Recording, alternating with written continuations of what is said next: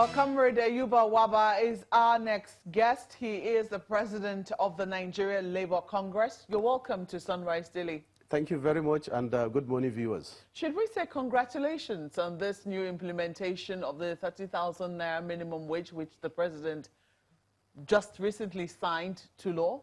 Are you happy with it? Is it something that gladdens your heart? Well, certainly we are happy because it has been a very long struggle.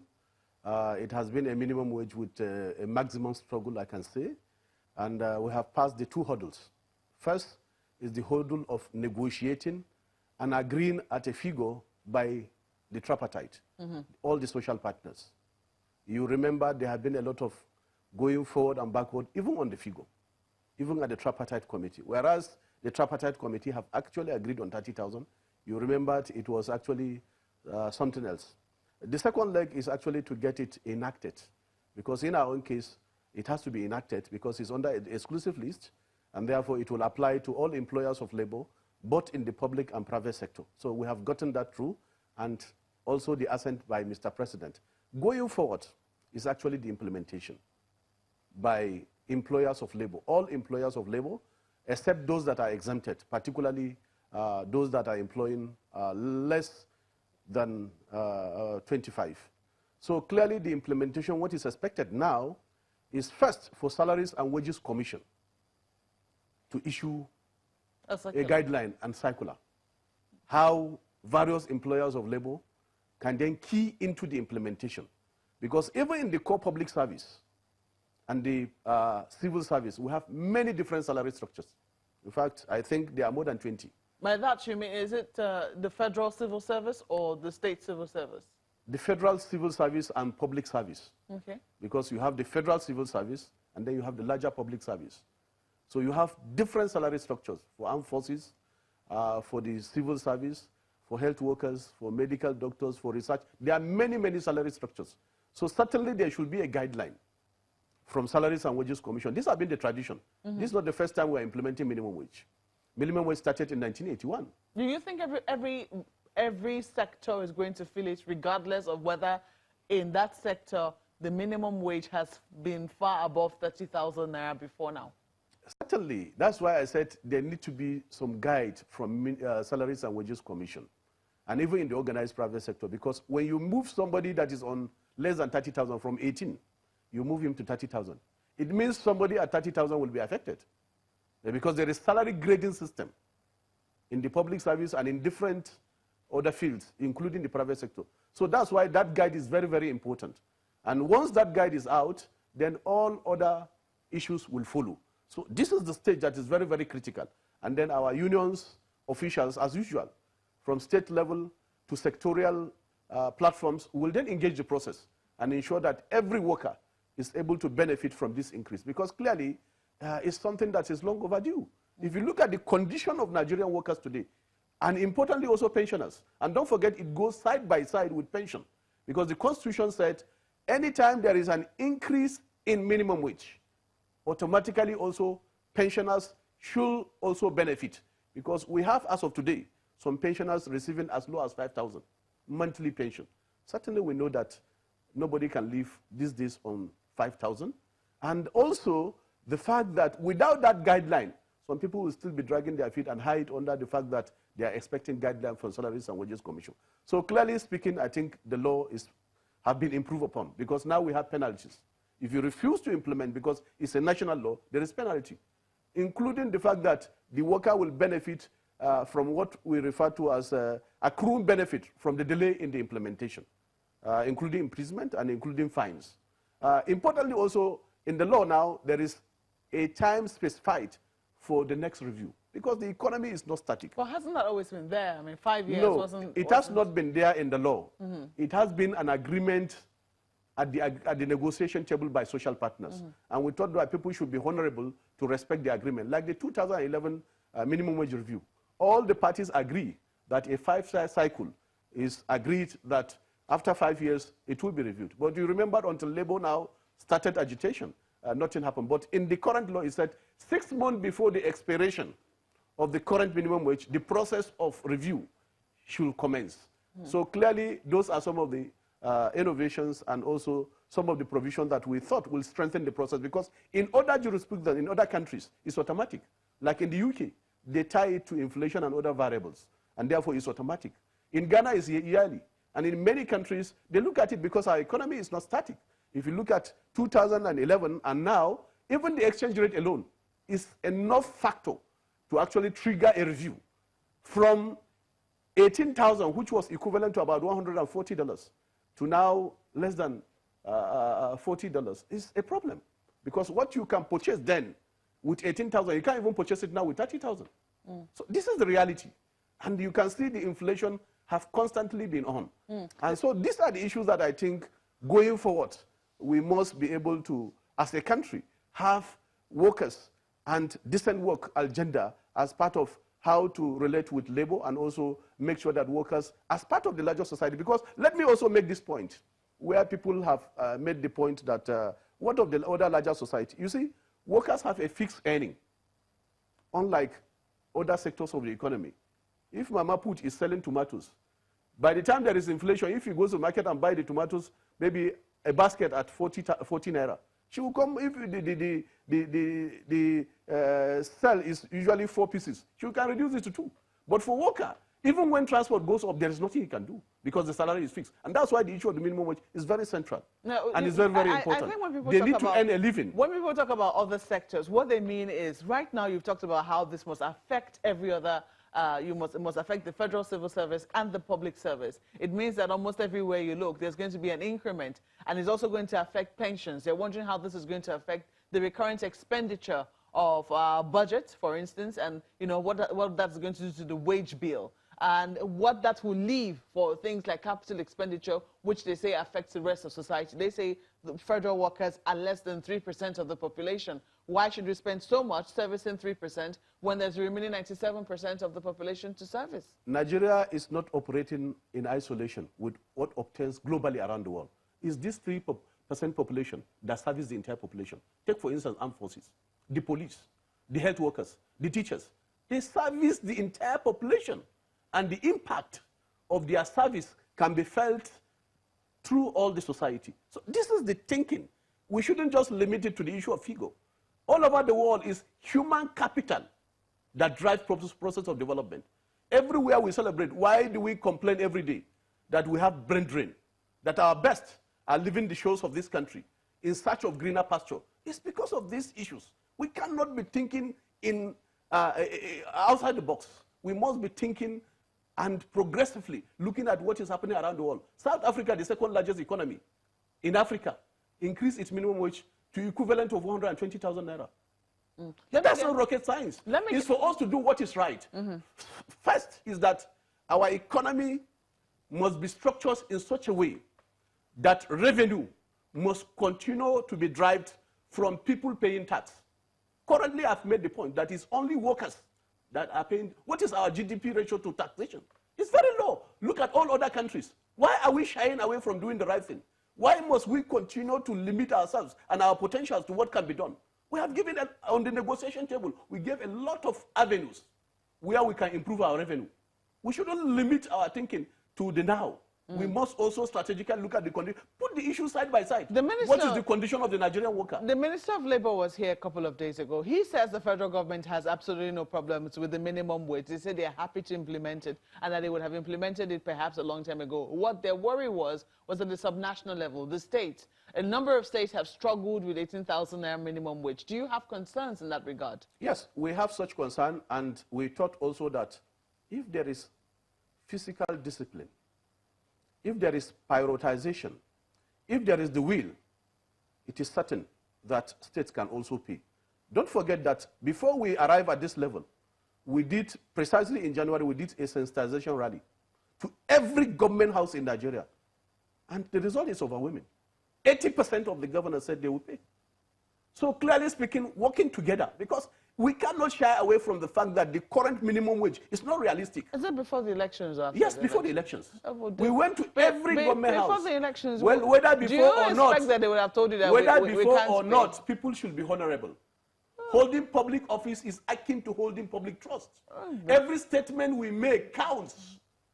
Elsewhere, if you make a statement you cannot fulfill, you resign. Comrade President, I mean, in fairness, and I mean, of course we expect politicians to be honorable. You have relied very strongly on the honor of politicians, not the first time. You have said that apart from the agitations of government, or if not for the agitations that you have had to make, regardless of the gentlemanly agreement you've had with government, perhaps the 30,000 naira would never have come through. If you went before the elections, did you really expect the governors to say, no, we will not pay 30,000 naira? Whether before or after the election, their words should be their bound. And clearly will hold them responsible for what they have said. Let's quickly go to Lagos now and take questions from my colleagues there.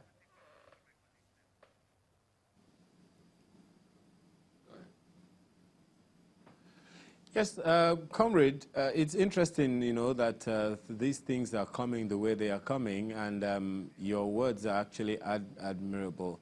But I'd like to ask you, what is your take on labor leaders, or rather workers in each of these states, helping to shore up the income of their states, the internally generated revenue of their states? How do you think that the labor can help with that? In fact, Labour have consistently tried to assist in all the states, particularly in the area of making sure that our states are viable in terms of generating internal generated revenue. But importantly, you know, this issue of ghost worker syndrome had been used also to cut away public resources. In some cases, workers are not actually responsible. In fact, it's part of the corruption that salary bills are actually inflated, and you hear different figures, despite the fact that workers have been retiring in very large number in many states, and also the issue of accountability and transparency. I think workers have participated and have also, including labor leaders, have participated in the process of making sure that they are able to advise various state governments on how to generate revenue, but importantly, how to be prudent. The issue of engaging in white elephant projects that do not have direct bearing with the wishes and aspirations of our state, I think, have been an issue. And it's an issue we have continued to engage. And the issue of using consultants in public service instead of using the best hands that we have in public service and in civil service, which have cutted away a lot of resources. So I think also the issue of even the bogus retinue of aids and the high cost of governance is an issue we have raised consistently, and we have given suggestions on how these issues can be addressed. In some states, they have partnered with labor, and progress has been made, and those states have been paying. So if you look at it carefully, it's not about the resources accruing to the states. It's about also how prudent they are, and also their commitment to workers and pensioners' welfare. Where there is the will, I've said consistently that there will always be the way. Put the figures on the table. And that's why the issue of social dialogue and negotiation is very, very paramount. Our initial demand was 66,500. And that is just to bring back the value of 18,000 as of 2010. But when we look at the reality, and including the issue of ability to pay, across all the federating units and including the organized private sector, we then reach a compromise on the negotiating table to say that no, let us also be very considerate. Let us also make sure that all the component unit can be able to implement, and that's how we agree on the figure of 30,000. All of us know that 30,000 is not something that certainly can take a worker home at the end of the month. And clearly, those are the issues. So, pardon me, you spoke about the pensioners.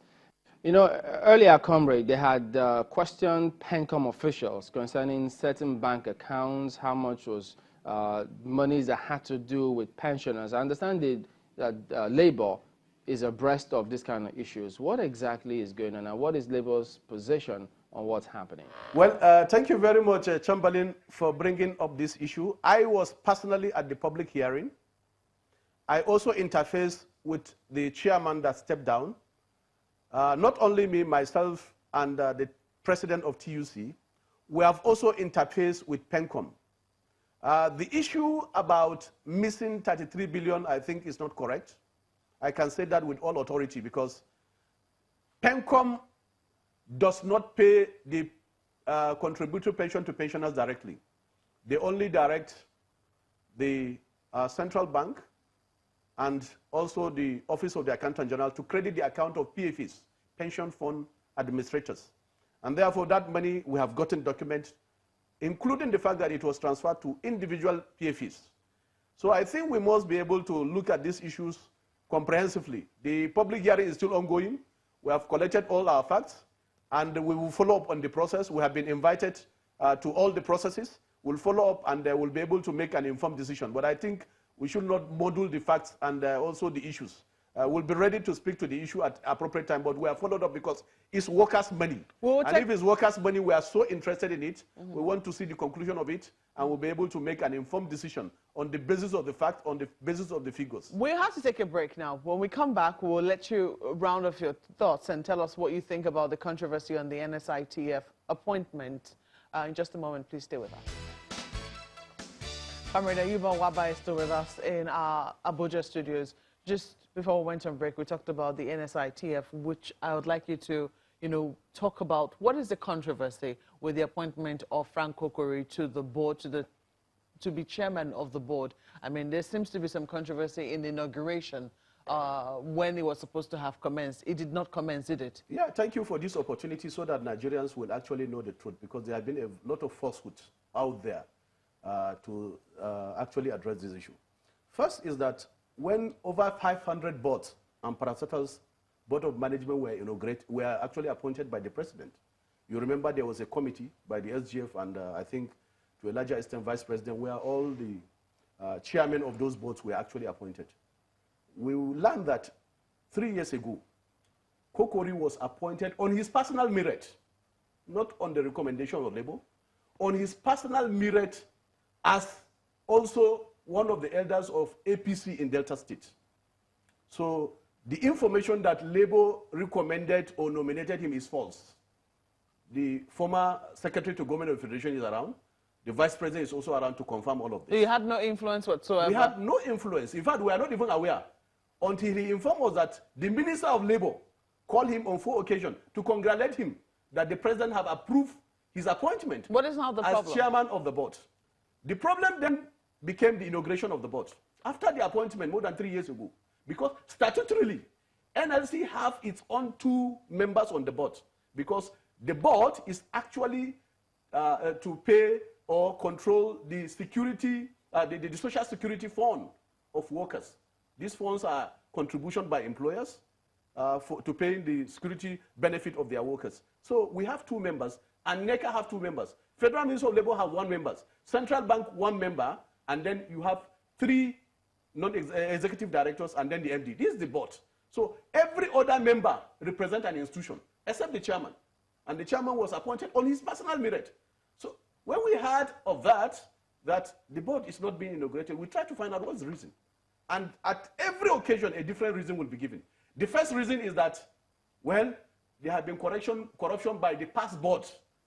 A case that EFCC have investigated, and the people have been prosecuted. I mean the board of management from 2011 to 2015. It has no correlation, no relationship with a new board that will be inaugurated. But he said he needed time. We said no problem. If it's the issue of corruption, go ahead. We understand that was done. And every time there will be a new theory of why the board will not be inaugurated. Well, we understand just that on the 9th of January, Yeah. Just on the 9th of January this year, I received a letter from the minister to say that we are responsible for the delay because we didn't send our nominee for screening, because we have 2 nominees. And I responded immediately that that information is not right. Our nominees have been sent to you because you wrote a letter to us. Immediately the board was inaugurated. Then the new twist now is that they are not comfortable with Kokori, because Kokori cannot be bent. Kokori is straightforward, that they didn't want Kokori there. Kokori is from the labor movement. He's a champion of democracy that many countries around the world don't think that's going to have said affect? so. So we thought that it's important Yes. for us to, because it's our phone, and many people are visited with the phone. And it's important for us to recognize our own, despite the fact that we didn't nominate him, but he has been nominated. We understand that he's been replaced now. Will you work with whoever it is that is appointed chairman? Certainly, we have not confirmed that. That information is part of the theory the minister have been playing around with, to say that they have swapped him. They wanted to bring somebody. First is that with what has happened with the phone, where people from 2011 to 2015 with our phone, we want somebody of integrity to be there. What is wrong with Kokori? Is Kokori not competent? Does he not have the integrity to actually champion the place after being appointed by the president? Why is the minister trying to undermine him? What is the reason? Let him tell Nigerians what is the reason. We have visited virtually every office, and every government office we have visited, I'm afraid they have said that they are not part of the theory that the minister is playing out. So clearly this is where we are. Totally out of time. And to say that NLC visited his office with talks, that is completely false. DSS were there. They can we are totally out of time. NLC president and the president of the bank we are there to witness the inauguration, but he ran away. He disappeared. We are out of time. That is a false information. We are out of time. We are out of time. We are out of time. To engage the issue. Thank you so much for coming on Sunrise Daily this morning. We've been speaking with Comrade Ayuba Wabba, who is the president of the Nigeria Labour Congress. That's been Sunrise Daily from our Abuja studios, and I'm sure from Lagos as well. Thank you. I'm Maokwe Ogun Yusuf. Yes, indeed. From Lagos, you can see Comrade is passionate. Have a good weekend, everybody. The views and opinions expressed by guests on this program are those of the maker and do not reflect the views, opinions, and endorsement of Channels Television.